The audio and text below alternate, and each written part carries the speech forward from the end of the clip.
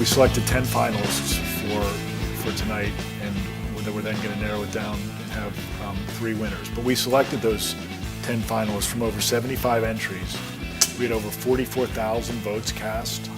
Those votes came from 58 countries and over 1,230 cities outside of Pittsburgh. So, you know, it's great to see that, you know, people in 58 countries looked at what Pittsburgh's doing to innovate. A lot of times we really look for simplicity.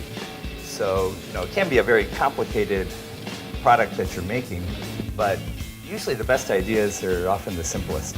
You want to see that the inventor has a passion for it, because that's going to make sure that the concept, because you're always going to hit problems, the concept can keep moving forward. So, you know, whether it's the inventor himself or herself or the team that is around them, you want to make sure that they're sold on their idea and are really going to struggle through the tough parts. You know, that's one of the core things you have to have. You have to really be passionate about the product. So if you're a game geek, that's a good thing. But I think the main thing about a game, whether it sells or not, is it fun? Because it's really about entertainment. You know, it can be very complex, but if it doesn't play, it's not fun, the game is not going to make it. It's not just a cool thing, it has to be something that people will use. And so you really have to look at the industry, what's required of you to commercialize that, what kind of sales strategy, and you have to say, okay, what skill sets do I need, and now what skill sets do I have?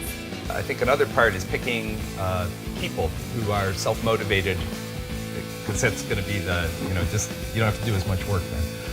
So definitely in the recruiting process, making sure that people are going to have their own fire in the engine to keep innovations going. I think it's the average successful entrepreneur has failed 5 times. You know, so that's when they've learned. They've gone through the process of realizing that they can't do it all, and they need to surround themselves with people who can do other things. The good CEO realizes when it's time to bring someone else in to replace he or she. The CEO who recognizes it's time to bring someone else in is the one who's, at the end of the day, very, very successful. More and more companies are getting wise to that, you know, it isn't just coming to work and sit there 8 hours a day and plug away. You know, we spend 8 hours of our lives at work, so I think, you know, being around a fun environment really fosters fun and inventiveness.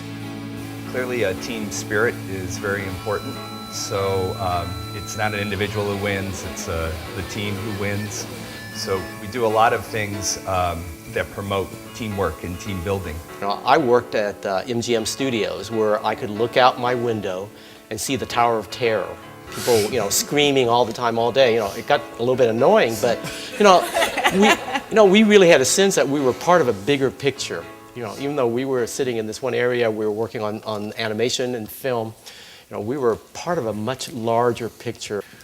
I think it's time to move on to the awards part of the evening. The Community Choice Award.